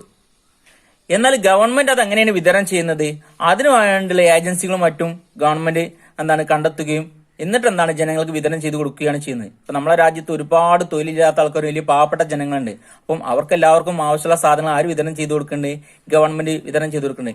അരിയും അല്ലെങ്കിൽ ഒരു മനുഷ്യനെ സംബന്ധിച്ച് ജീവിക്കാൻ അത്യാവശ്യമുള്ള സാധനങ്ങൾ അരിയും പഞ്ചസാരയും മണ്ണെണ്ണ പോലെ സംഭവങ്ങൾ, അതുപോലെ ആവശ്യ മരുന്നുകളും ഇതുപോലെ വില കുറച്ചു കൊടുക്കണ്ടേ. ചില ഔഷധങ്ങളുടെയും റേഷൻ കട വഴി നൽകുന്ന ഭക്ഷ്യധാന്യങ്ങളുടെയും മണ്ണെണ്ണയുടെയും വില ഗവൺമെന്റ് നിശ്ചയിക്കുന്നു. ഗവൺമെന്റാണ് ഈ അത്യാവശ്യമുള്ള സാധനങ്ങളെ വില നിശ്ചയിക്കുക. എന്നിട്ട് അത് വിതരണം ചെയ്യും. ഇനി ഈ അരിയും സാധനങ്ങളും വിതരണം ചെയ്യുമ്പോൾ അല്ലെങ്കിൽ റേഷൻ കടകൾ വിതരണം ചെയ്യുമ്പോൾ എല്ലാവരും ചെന്നത് വാങ്ങാനും റേഷൻ കടകൾ അത് നീണ്ട ക്യൂവിന് കാരണമാകും. അതുപോലെ തന്നെ റേഷൻ കടക്കാരന് ചില വ്യക്തികൾ ഉയർന്ന വില കൊടുക്കുമ്പോൾ അത് റേഷൻ കടയിൽ സാധനം കരിഞ്ഞെന്തേ വിൽക്കപ്പെടാനും സാധ്യതയുണ്ട്. എന്നാൽ എല്ലാ ജനങ്ങൾക്കും ആവശ്യമുള്ള സാധനങ്ങളും ആര് വിതരണം ചെയ്യില്ല, ഗവൺമെന്റ് എല്ലാവർക്കും ആവശ്യമുള്ള സാധനങ്ങൾ റേഷൻ കടകൾ വിതരണം ചെയ്യില്ല. അത്യാവശ്യമുള്ള ജനങ്ങളെ കണ്ടെത്തുകയും അവർക്ക് മാത്രമാണ് ഇതിങ്ങനെ വിതരണം ചെയ്തു കൊടുക്കുന്നത്. അപ്പം അതിനുവേണ്ടി ഗവൺമെന്റ് APL BPL എന്ന രീതിയിൽ ജനങ്ങളെ തരംതിരിക്കുകയും APL വിഭാഗങ്ങൾക്ക് തീരെ കൊടുക്കാതെ കുറച്ചെങ്കിലും കൊടുക്കുകയും എന്നാൽ BPL ആയിട്ടുള്ള ജനങ്ങൾക്ക് കൂടുതൽ ആനുകൂല്യം കൊടുക്കുകയും ചെയ്യും. കാരണം BPL ആയിട്ടുള്ള ജനങ്ങൾക്കാണ് ഇത് വാങ്ങാൻ കഴിയാത്തൊരു അവസ്ഥ ഉള്ളത്. അതുകൊണ്ട് അവർക്ക് ആവശ്യമുള്ള സാധനങ്ങളും സേവനങ്ങളാണ് ഗവൺമെന്റ് ഇങ്ങനത്തെ രീതിയിൽ വിതരണം ചെയ്യുന്നത്. ഇവ ചിത്രം വരച്ചാണ് നിങ്ങളോട് വിശദീകരിക്കാൻ വേണ്ടി പറഞ്ഞിട്ടുള്ളത്. അപ്പം ചിത്രം വരയ്ക്കുമ്പോൾ എന്താണ് ഡിമാൻഡ് സപ്ലൈയും നമ്മൾ പറഞ്ഞേ കമ്പോളത്തിലുള്ള ഒരു നിശ്ചിത വില ഉണ്ടായിരിക്കും. ആ വിലയെ നമ്മൾ സന്തുലിത വിലയെന്നും ആ സമയത്തിന് അളവിന് സന്തുലിത അളവ് എന്ന് വിളിക്കും. എന്നാൽ എന്താണ് അവിടെ ഡിമാൻഡും സപ്ലൈയും കൂട്ടിമുട്ടുന്ന പോയിന്റാണ് സന്തുലിത ബിന്ദു. എന്നാൽ ഇവിടെ പറഞ്ഞിട്ടുണ്ട് ഗവൺമെന്റ് വില കുറച്ച് കൊടുക്കുകയാണ്. ഇപ്പൊ പി എന്ന വിലയിൽ നിന്ന് P1 ആയിട്ട് വില കുറച്ചു. ഇപ്പൊ 1 കിലോ അരിയുടെ വില കമ്പോളത്തിൽ ഏകദേശം 40 രൂപയാണെന്ന് വിചാരിക്കാം. എന്നാൽ ഈ 40 രൂപയ്ക്ക് ആർക്ക് വാങ്ങാൻ സാധിക്കില്ല? പാവപ്പെട്ട ജനങ്ങൾക്ക് വാങ്ങാൻ വേണ്ടി സാധിക്കില്ല. അങ്ങനെയാണെങ്കിൽ ഗവൺമെന്റ് എന്ത് ചെയ്യും? അതിൽ എന്താണ് ഗവൺമെന്റ് വില കുറച്ച് കൊടുക്കും. പിയിൽ നിന്ന് വില P1 ആയിട്ട് കുറച്ചു. അതായത് 40 രൂപയുടെ അരി എന്താണ് 1 രൂപയ്ക്ക് 2 രൂപയ്ക്കും വിതരണം ചെയ്യാണ്. സ്വാഭാവികമായിട്ടും അരിയുടെ അല്ലെങ്കിൽ സാധനങ്ങൾ വില കുറയുമ്പോൾ അത് എന്തിനു കാരണമാകും? സപ്ലൈ കുറയാൻ കാരണമാകും. കാരണം രാജ്യത്തുള്ള എല്ലാ ജനങ്ങൾക്കും ഗവൺമെന്റിനെ സംബന്ധിച്ച് വിതരണം ചെയ്യാൻ കഴിയില്ല. ഇപ്പൊ എന്ത് ചെയ്യും? സപ്ലൈ കുറയും. കാരണം ഇങ്ങനെ കൊടുക്കുന്ന സാധനങ്ങളുടെ അളവ് എന്ന് പറഞ്ഞാൽ വളരെ കുറവായിരിക്കും. എന്നാൽ വില കുറഞ്ഞു കഴിഞ്ഞാൽ അത് എന്തിനു കാരണമാകും? അധിക ചോദനത്തിന് ഡിമാൻഡ് വർദ്ധിക്കാൻ കാരണമാകും. നമ്മൾ പഠിച്ചിട്ടുണ്ട് വില കുറഞ്ഞു കഴിഞ്ഞാൽ അത് സപ്ലൈ കുറയാനും ഡിമാൻഡ് ചോദനം കൂടാനും കാരണമാകും എന്ന് പറഞ്ഞു. അങ്ങനെയാണെങ്കിൽ അവിടെ എന്ത് സംഭവിക്കും? പ്രധാനത്തേക്കാൾ കൂടുതൽ ചോദന ഉണ്ടെങ്കിൽ അവിടെ അധിക ചോദനത്തിന് കാരണമാകും. അപ്പം സാധന വില കുറഞ്ഞു കഴിഞ്ഞപ്പോൾ ഡിമാൻഡ് വർദ്ധിക്കാനും സപ്ലൈ കുറയാനും കാരണമായി. എന്നാൽ എന്താണ് ആദ്യം ഒരു നിശ്ചിത യൂണിറ്റ് വിറ്റുന്ന കമ്പോളത്തിൽ നിശ്ചിത യൂണിറ്റ് വിറ്റുന്നോടത്ത് ഇപ്പൊ അവിടെ എന്താണ് ജനങ്ങളെ തള്ളിക്കയറ്റത്തിന് കാരണമാകും. ജനങ്ങൾ കൂടുതലായിട്ട് കമ്പോളത്തിലേക്ക് ചെല്ലും. അങ്ങനെ ആകുമ്പോൾ എന്ത് ചെയ്യും?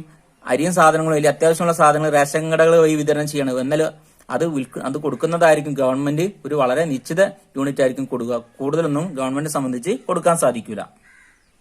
അപ്പൊ നമ്മൾ അതിന്റെ ചിത്രം വരച്ച് വിശദമാക്കിയിട്ടുണ്ട്. നിങ്ങൾക്ക് എല്ലാവർക്കും മനസ്സിലായിട്ടുണ്ടാകും. തറവില അഥവാ പ്രൈസ് ഫ്ലോർ. ഇവിടെ ഉൽപാദകരെ സംരക്ഷിക്കാൻ വേണ്ടിയാണ് ഗവൺമെന്റ് കമ്പോളത്തിൽ ഇടപെടുന്നത്. ഉൽപാദകരുടെ താല്പര്യം സംരക്ഷിക്കുന്നതിന് വേണ്ടി സാധനങ്ങൾക്കും സേവനങ്ങൾക്കും ഗവൺമെന്റ് നിശ്ചയിക്കുന്ന മിനിമം വിലയാണ് തറവില അല്ലെങ്കിൽ താങ്ങുവില എന്ന് പറയുന്നത്. എന്തായിരിക്കും മിനിമം വില എന്ന് പറഞ്ഞു കഴിഞ്ഞാല്? ഇപ്പം ഉൽപാദകര് ഇപ്പൊ പാവപ്പെട്ട കർഷകർ നമ്മുടെ നാട്ടിലൊക്കെ ഒരുപാട് ഉൽപാദകരുണ്ട്. പ്രധാനമായിട്ടും പാവപ്പെട്ട കർഷകരെ സഹായിക്കാൻ വേണ്ടിയാണ് ഗവൺമെന്റ് കമ്പോളത്തിൽ ഇടപെടുന്നത്. അവർ ഉൽപ്പാദിപ്പിച്ച സാധനങ്ങൾക്ക് അരിയോ നെല്ലോ എന്തിനൊക്കെ എന്താണ് എല്ലാം വിളവെടുക്കുന്ന സമയത്ത് ഒന്നിച്ചായിരിക്കും വിളവെടുക്കുക. എന്നാൽ ആ സമയത്ത് കമ്പോളത്തിൽ ആ സാധനങ്ങൾ വില കുറവാണെങ്കിൽ കർഷകരെ സംബന്ധിച്ച് അത് വളരെ വലിയ നഷ്ടമായിരിക്കും ഉണ്ടാവുക. അങ്ങനെയാണെങ്കിൽ അവരെ സംരക്ഷിക്കാൻ വേണ്ടി ഗവൺമെന്റ് കമ്പോളത്തിൽ ഇടപെടും. എന്നിട്ട് അവർക്ക് എന്താണ് ഒരു മിനിമം വില കൊടുക്കും. ഒരു മിനിമം വില കൊടുത്തിട്ട് അവരിൽ നിന്ന് കൂടുതലായിട്ട് സാധനങ്ങൾ ഏറ്റെടുക്കുകയും ഗവൺമെന്റ് എന്ത് ചെയ്യും? അതുകൊണ്ട് സ്റ്റോക്ക് ചെയ്ത് വെക്കും. എന്നിട്ട് എപ്പോഴാണോ കമ്പോളത്തിൽ ഇവർ വാങ്ങിയ വില ആയിട്ട് വർദ്ധിക്കുന്നത് ആ സമയത്ത് എന്ത് ചെയ്യും? ഇവരുടെ കയ്യിലുള്ള സാധനങ്ങൾ കമ്പോളത്തിൽ കൊണ്ടുപോയി വിൽക്കാൻ ആര് തയ്യാറാവും? ഗവൺമെന്റ് തയ്യാറാവും. എന്നാൽ ഉൽപാദകരെ സംബന്ധിച്ച് ഇവര് വിളവെടുക്കുന്ന സമയത്ത് എന്താണ് ഇവർക്ക് കിട്ടുന്ന വില കുറവാകുന്ന സമയത്താണ് ആര് ഇടപെടുക?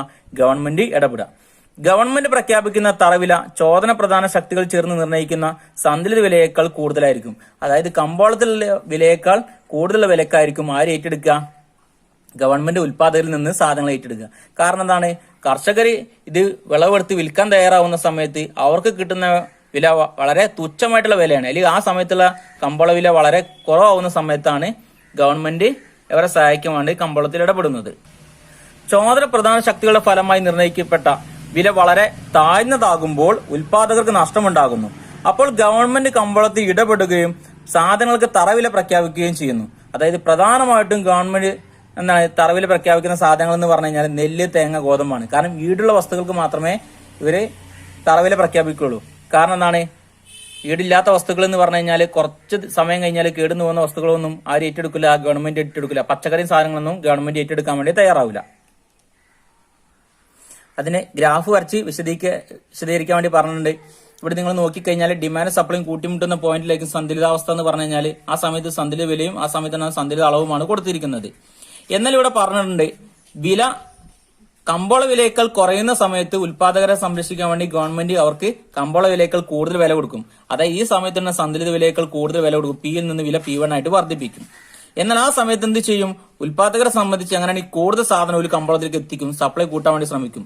എന്നാൽ ഈ വില വർദ്ധിക്കുമ്പോൾ ഇവർ കൊടുക്കുന്ന മുഴുവൻ സാധനവും ഏറ്റെടുക്കാൻ വേണ്ടി ആര് തയ്യാറാവില്ല? ഗവൺമെന്റ് തയ്യാറാവില്ല. അപ്പൊ അവർ ഡിമാൻഡ് കുറയ്ക്കുകയാണ് ചെയ്യുക. എന്നാൽ ഈ സമയത്ത് വില വർദ്ധിക്കുന്ന സമയത്ത് അത് എന്തിനു കാരണമാകും? അധിക പ്രധാനത്തിന്. ഡിമാൻഡിനേക്കാൾ കൂടുതൽ സപ്ലൈ ഉണ്ടെങ്കിൽ അതിനെന്ത് പറയാ? അധിക പ്രധാനം എന്ന് പറയും.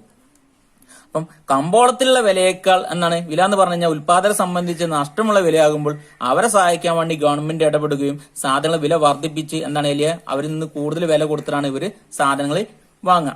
അങ്ങനെയാണെങ്കിൽ അത് എന്തിനു കാരണമാകും? അധിക പ്രധാനത്തിന് കാരണമാകാം. കാരണം ഡിമാൻഡ് ചോദനത്തേക്കാൾ കൂടുതൽ പ്രധാനം ഉണ്ടെങ്കിൽ അതിന് നമ്മൾ അധിക പ്രധാനം എന്നാണ് പറയുക. അത് ചിത്രം വരച്ച് വിശദീകരിച്ചിട്ടുണ്ട്, നിങ്ങൾക്ക് മനസ്സിലായിട്ടുണ്ടാകും. വില ഇലാസ്തികത കണക്കാക്കുന്ന രീതികൾ വിവരിക്കുക. പ്രൈസ് ഇലാസ്റ്റിസിറ്റി ഓഫ് ഡിമാൻഡ് നമ്മൾ പഠിച്ചിട്ടുണ്ട്. വില ഇലാസ്തികത കണക്കാക്കുന്നത് എങ്ങനെയാണ് നമ്മൾ പഠിച്ചിട്ടുണ്ട്. ഒരു സാധനത്തിന്റെ വിലയിലെ മാറ്റം മൂലം ആ സാധനത്തിന്റെ ചോദനത്തിന്റെ അളവിലുണ്ടാകുന്ന പ്രതിസ്പന്ദനാത്മകതയെ നമ്മൾ എന്ത് പറയും? ചോദനത്തിന്റെ വില ഇലാസ്തികത എന്ന് പറയും. വില ഇലാസ്തികത നമ്മൾക്ക് ചിലപ്പം ഒരു പ്രോബ്ലം വെച്ച് ചെയ്യാൻ വേണ്ടിയായിരിക്കും പറയാം. ചിലപ്പോൾ ഇതുപോലെ വിശദീകരിക്കാൻ വേണ്ടിയായിരിക്കും പറയാം. 5 മാർക്കിന് പ്രതീക്ഷിക്കാവുന്ന ഒരു ചോദ്യമാണിത്. വില ഇലാസ്തികത പ്രധാനമായിട്ടും 5 എണ്ണം ഉണ്ട്. അതിൽ 1 ഇലാസ്തിക ചോദനം, 2 ഇലാസ്തികമല്ലാത്ത ചോദനം, 3 ഏകാത്മക ഇലാസ്തിക ചോദനം, 4 പൂർണ്ണ ഇലാസ്തിക ചോദനം, 5 പൂർണ്ണമല്ലാത്ത ഇലാസ്തിക ചോദനം. എന്താണ് ഇവ തമ്മിലുള്ള വ്യത്യാസം? അല്ലെങ്കിൽ ഇവ തമ്മിലുള്ള ഇതെന്താണ് ഇങ്ങനെ പറയാനുള്ള കാരണം? ഒന്നാമത്തെ ഇലാസ്തിക ചോദനം. ഇലാസ്തിക ചോദനം എന്ന് പറഞ്ഞു കഴിഞ്ഞാല് ചോദനത്തിലുള്ള ശതമാന മാറ്റം വിലയുള്ള ശതമാന മാറ്റത്തേക്കാൾ കൂടുതലാണെങ്കിൽ ഇലാസ്തിക ചോദനം എന്ന് പറയും. അത് വിലയുള്ള ശതമാന മാറ്റത്തേക്കാൾ കൂടുതൽ ശതമാനമാറ്റം ഏതിലുണ്ടാവുന്നുണ്ട്? ചോദനത്തിലുണ്ടാവുന്നുണ്ട്. വില പിയിൽ നിന്ന് P1 ആയിട്ട് കുറഞ്ഞു. വില ഒരു 10% കുറഞ്ഞപ്പോൾ ചോദനം ഏകദേശം 20%, 30%ആയിട്ട് വർദ്ധിച്ചിട്ടുണ്ട്. വില പിയിൽ നിന്ന് വില P1 ആയിട്ട് കുറഞ്ഞപ്പോൾ ചോദനം അതിനേക്കാൾ വർധനവുണ്ടാവുകയാണ്. അതായത് വിലയുള്ള ശതമാന മാറ്റത്തേക്കാൾ കൂടുതൽ ശതമാനമാറ്റം ഇവിടെ സംഭവിക്കുന്നുണ്ട്, ചോദനത്തിൽ സംഭവിക്കുന്നുണ്ട്. ഇനി വില ഒരു 10% വർദ്ധിച്ചെന്ന് വിചാരിക്കുക. അപ്പൊ ചോദനോ 30%, 20% കുറയാൻ കാരണമാകും. ഇതിനെ നമ്മൾ ഇലാസ്തിക ചോദനം എന്ന് പറയുന്നത്. അതായത് E(1) അല്ലെങ്കിൽ ES(1), അതായത് വിലയുള്ള ശതമാന മാറ്റത്തേക്കാൾ കൂടുതൽ ശതമാന മാറ്റം അതിന്റെ ചോദനത്തിൽ ഉണ്ടാവുകയാണെങ്കിൽ അതിന് നമ്മൾ ഇലാസ്തിക ചോദനം എന്ന് പറയും. രണ്ടാമത്തത് ഇലാസ്തികമല്ലാത്ത ചോദനം. എന്താണ് ഇലാസ്തികമല്ലാത്ത ചോദനം എന്ന് പറഞ്ഞു കഴിഞ്ഞാല് ചോദനത്തിലുള്ള ശതമാന മാറ്റം വിലയുള്ള ശതമാന മാറ്റത്തേക്കാൾ കുറവാണെങ്കിൽ ഇലാസ്തികമല്ലാത്ത ചോദനം എന്ന് പറയും. ഇവിടെ നിങ്ങൾ നോക്കിക്കഴിഞ്ഞാൽ കാണാൻ സാധിക്കും ഡിമാൻഡ് കർവിൽ മാറ്റമുണ്ട് അല്ലെ. അത് മുകളിൽ നിന്ന് താഴോട്ട് ചെരിഞ്ഞിരിക്കുന്നത് ചെരിവ് കുറച്ച് കൂടുതലാണ്. വില പിയിൽ നിന്ന് വില P1 ആയിട്ട് കുറഞ്ഞു. ആ സമയത്ത് ചോദനം Qയിൽ നിന്ന് Q1 ആയിട്ട് വർദ്ധിച്ചു. വിലയുള്ള ശതമാന മാറ്റത്തേക്കാൾ കുറവ് ശതമാന മാറ്റം മാത്രമേ ഇവിടെ സംഭവിക്കുന്നുള്ളൂ, ചോദനത്തിൽ സംഭവിക്കുന്നുള്ളൂ. വിലയിലൊരു 40%, 50% കുറവ് സംഭവിച്ചു, വലിയ വർധനവ് സംഭവിക്കാൻ സാധ്യതയുണ്ട്. എന്നാൽ അതിനേക്കാൾ കുറവ് ഏകദേശം 5% അല്ലെങ്കിൽ 10%, 20% മാറ്റം ഇവിടെ സംഭവിക്കുന്നുള്ളൂ, അതിന് ചോദനത്തിൽ സംഭവിക്കുന്നുള്ളൂ. അതുകൊണ്ട് അതിന് ഇലാസ്തികമല്ലാത്ത ചോദനം എന്ന് പറയും. E<1. 3 ഏകാത്മക ഇലാസ്തിക ചോദനം. വിലയുള്ള ശതമാന മാറ്റവും ചോദനത്തിലെ ശതമാന മാറ്റവും തുല്യമാണ്. വില 50% വർദ്ധിച്ചപ്പോൾ ചോദനം 50% കുറഞ്ഞു. വില 50% കുറഞ്ഞപ്പോൾ ചോദനം 50% വർദ്ധിച്ചു. അപ്പൊ വിലയുള്ള ശതമാന മാറ്റവും ചോദനത്തിലെ ശതമാന മാറ്റവും തുല്യമാണെങ്കിൽ അതിന് നമ്മൾ എന്തെന്ന് പറയും? ഏകാത്മക ഇലാസ്തിക ചോദനം എന്ന് പറയും. E=1. പൂർണ്ണ ഇലാസ്തിക ചോദനം. വിലയിൽ ചെറിയ മാറ്റം മൂലം ചോദനത്തിൽ അനന്തമായിട്ടുള്ള മാറ്റം സംഭവിക്കുകയാണ്. വില ഒരു 10% കൂടിയപ്പോൾ ചോദനം ഒരു 100%, 150% വർദ്ധിച്ചു. വില ഒരു 10% കുറഞ്ഞപ്പോൾ വില ഒരു 10% കൂടിയപ്പോൾ ചോദനം 100%, 150% കുറഞ്ഞു. അങ്ങനെയാണെങ്കിൽ അതിന് നമ്മൾ എന്ത് പറയും? പൂർണ്ണ ഇലാസ്തിക ചോദനം എന്ന് പറയും. അതായത് വിലയുള്ള ശതമാന മാറ്റത്തേക്കാൾ കൂടുതൽ ശതമാന മാറ്റം ഇവിടെ സംഭവിക്കുകയാണ്, ചോദനത്തിൽ സംഭവിക്കുകയാണ്. അതുകൊണ്ട് അതിനെ നമ്മൾ എന്തെന്ന് പറയും? പൂർണ്ണ ഇലാസ്തിക ചോദനം എന്ന് പറയും. E=∞ ആയിരിക്കും. 5 പൂർണ്ണമല്ലാത്ത ഇലാസ്തിക ചോദനം. പൂർണ്ണമല്ലാത്ത ഇലാസ്തിക ചോദനം എന്ന് പറഞ്ഞു കഴിഞ്ഞാൽ വിലയിൽ വലിയ മാറ്റം സംഭവിച്ചാൽ പോലും അതിന് ചോദനത്തിൽ യാതൊരുവിധ മാറ്റവും സംഭവിക്കുന്നില്ല. അങ്ങനെയാണെങ്കിൽ അതിന് നമ്മൾ എന്ത് പറയും? പൂർണ്ണമല്ലാത്ത ഇലാസ്തിക ചോദനം എന്ന് പറയും. വില ഒരു 100% വർദ്ധിച്ച് ചോദനത്തിൽ യാതൊരുവിധ മാറ്റവും ഇല്ല. വില ഒരു 100% കുറഞ്ഞ് ചോദനത്തിൽ യാതൊരുവിധ മാറ്റം സംഭവിക്കുന്നില്ല. അങ്ങനെയാണെങ്കിൽ അതിന് നമ്മൾ എന്താന്ന് പറയാ? പൂർണ്ണമല്ലാത്ത ഇലാസ്തിക ചോദനം എന്ന് പറയും. അപ്പം ഇലാസ്തിക ചോദനം നമ്മൾ പ്രധാനമായിട്ടും 5 ഉണ്ടെന്ന് പറഞ്ഞ്, 1 ഇലാസ്തിക ചോദനം, ഇലാസ്തികമല്ലാത്ത ചോദനം, ഏകാത്മക ഇലാസ്തിക ചോദനം, പൂർണ്ണ ഇലാസ്തിക ചോദനം, പൂർണ്ണമല്ലാത്ത ഇലാസ്തിക ചോദനം. പൂർണ്ണമല്ലാത്ത ഇലാസ്തിക ചോദനത്തിൽ എന്തായിരിക്കും? E എന്തായിരിക്കും? 0 ആയിരിക്കും. വിലയിൽ എന്ത് മാറ്റം ഉണ്ടായാൽ പോലും അതിന് ചോദനത്തിൽ യാതൊരുവിധ മാറ്റം സംഭവിക്കുന്നില്ലെങ്കിൽ അതിനെ നമ്മൾ എന്തെന്ന് പറയാ? പൂർണ്ണമല്ലാത്ത ഇലാസ്തിക ചോദനം എന്ന് പറയും. സ്ഥൂല സാമ്പത്തിക ശാസ്ത്രത്തിന്റെ ആവിർഭാവത്തെ കുറിച്ചൊരു കുറിപ്പ് തയ്യാറാക്കുക. എക്സാമിന് കണ്ടുവരുന്ന മറ്റൊരു ചോദ്യമാണിത്. സ്ഥൂല സാമ്പത്തിക ശാസ്ത്രം അഥവാ മാക്രോ എക്കണോമിക്സ്. മാക്രോ എക്കണോമിക്സിന്റെ ആവിർഭാവത്തെ കുറിച്ച് കുറിപ്പ് തയ്യാറാക്കാൻ വേണ്ടിയാണ് പറഞ്ഞിട്ടുള്ളത്. സ്ഥൂല സാമ്പത്തിക ശാസ്ത്രത്തിന് കൂടുതൽ പ്രചാരം കിട്ടിയത് കെയ്ൻസിന്റെ വരവോട് കൂടിയാണ് അല്ലെ. ജെയിം കെയ്ൻസിനെ കുറിച്ച് നിങ്ങൾ കേട്ടിട്ടുണ്ടായിരിക്കും. John Maynard Keynes. അദ്ദേഹത്തിന്റെ പുസ്തകമായ the general theory of employment, interest and money എന്ന പുസ്തകമാണ് കൂടുതൽ പ്രചാരം നേടിയത്. അദ്ദേഹത്തിന്റെ കടന്നു വരവോട് കൂടിയാണ് അല്ലെങ്കിൽ അദ്ദേഹത്തോടു കൂടിയാണ് കെയ്നീഷ്യൻ വിപ്ലവത്തിന് തുടക്കം കുറിച്ചുള്ളത്. അദ്ദേഹത്തിന്റെ ചിന്തകളാണ് അല്ലെങ്കിൽ അദ്ദേഹത്തിന്റെ ആശയങ്ങളാണ് കെയ്നീഷ്യൻ വിപ്ലവം എന്നുള്ള പേരിൽ അറിയപ്പെട്ടത് അല്ലെങ്കിൽ അദ്ദേഹത്തിന്റെ പുസ്തകങ്ങളിലൂടെയാണ്. കെയ്ൻസിന് മുമ്പ് ക്ലാസിക്കൽ എക്കണോമിസ്റ്റ് ഉണ്ടായിരുന്നു. അപ്പൊ ക്ലാസിക്കൽ എക്കണോമിക്സിൽ പ്രധാനമായിട്ടുള്ള ഒരാളായിരുന്നു ജെ.ബി. സേ. ക്ലാസിക്കൽസ് വിചാരിച്ചിട്ടുണ്ടായിരുന്നത് സമ്പദ് വ്യവസ്ഥയിൽ ഗവൺമെന്റ് ഇടപെടാൻ പാടില്ല, ഗവൺമെന്റ് ഇടപെടാനും പാടില്ല. സമ്പദ് വ്യവസ്ഥയിൽ ആവശ്യമുള്ള സാധനങ്ങൾ ഉൽപ്പാദകർ ഉൽപ്പാദിപ്പിച്ചാൽ, സ്വകാര്യ മേഖല ഉൽപ്പാദിപ്പിച്ചു കൊടുത്തു കഴിഞ്ഞാൽ അതിനനുസരിച്ചുള്ള പ്രധാന ഉടണ്ടാവും സമ്പദ് വ്യവസ്ഥയിലാണോ. Supply create its own demand ആണ്. സമ്പദ് വ്യവസ്ഥയിൽ എന്ത് ഉൽപ്പാദിപ്പിച്ച് കഴിഞ്ഞാലും അതൊക്കെ വിറ്റഴിഞ്ഞു പോകും, അല്ലെങ്കിൽ ജനങ്ങൾ അതൊക്കെ വാങ്ങുന്നു ആര് വിശ്വസിച്ചിട്ടുണ്ടായിരുന്നു? Classical economics വിശ്വസിച്ചിട്ടുണ്ടായിരുന്നു. എന്നാൽ 1929 മഹാമാന്ദ്യം നേരിട്ട്, അമേരിക്കയിലെ മഹാമാന്ദ്യം നേരിട്ട് അത് മറ്റുള്ള രാജ്യങ്ങളിലേക്ക് നേരിട്ട് കഴിഞ്ഞപ്പം അവർക്ക് മനസ്സിലായി ക്ലാസിക്കലിന്റെ ആശയങ്ങളൊക്കെ തെറ്റാണെന്ന് മനസ്സിലായി. കാരണം സമ്പദ് വ്യവസ്ഥയിൽ ഗവൺമെന്റ് ഇടപെടണം എന്നാണ് ആര് പറഞ്ഞുള്ളത്? കെയ്ൻസിന്റെ വരവോടുകൂടി മനസ്സിലായിട്ടുള്ളത്.